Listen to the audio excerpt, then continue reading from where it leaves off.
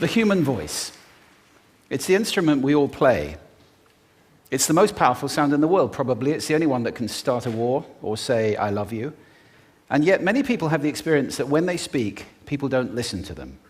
Why is that? How can we speak powerfully to make change in the world? What I'd like to suggest, there are a number of habits that we need to move away from. I've assembled for your pleasure here 7 deadly sins of speaking. I'm not pretending this is an exhaustive list, but these 7, I think, are pretty large. Habits that we can all fall into.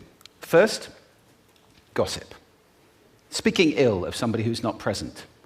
Not a nice habit, and we know perfectly well the person gossiping 5 minutes later will be gossiping about us.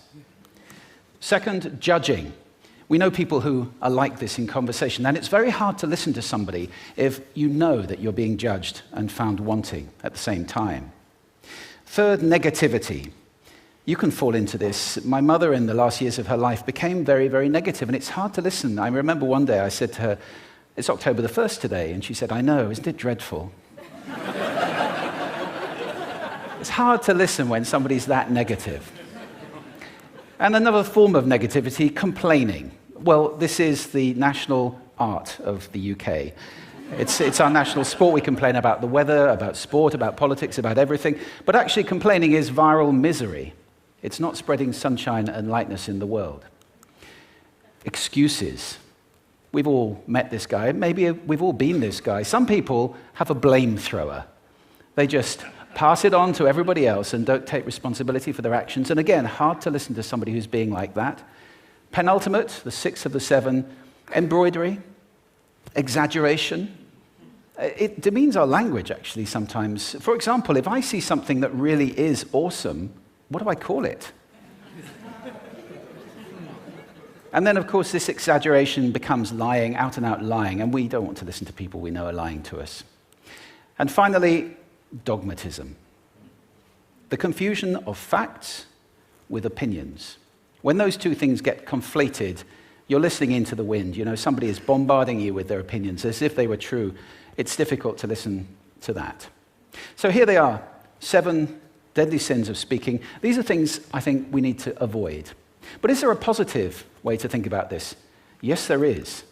I'd like to suggest that there are 4 really powerful cornerstones, foundations, that we can stand on if we want our speech to be powerful and to make change in the world. Fortunately, these things spell a word. The word is hail, and it has a great definition as well. I'm not talking about the stuff that falls from the sky and hits you on the head. I'm talking about this definition, to greet or acclaim enthusiastically, which is, I think, how our words will be received if we stand on these 4 things. So what do they stand for? See if you can guess. The H, honesty, of course. Being true in what you say, being straight and clear. The A is authenticity, just being yourself. A friend of mine described it as standing in your own truth, which I think is a lovely way to put it. The I is integrity, being your word, actually doing what you say, and being somebody people can trust.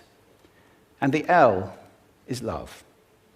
I don't mean romantic love, but I do mean wishing people well. For 2 reasons. First of all, I think absolute honesty may not be what we want. I mean, my goodness, you look ugly this morning. Perhaps that's not necessary. Tempered with love, of course, honesty is a great thing. But also, if you're really wishing somebody well, it's very hard to judge them at the same time. I'm not even sure you can do those 2 things simultaneously.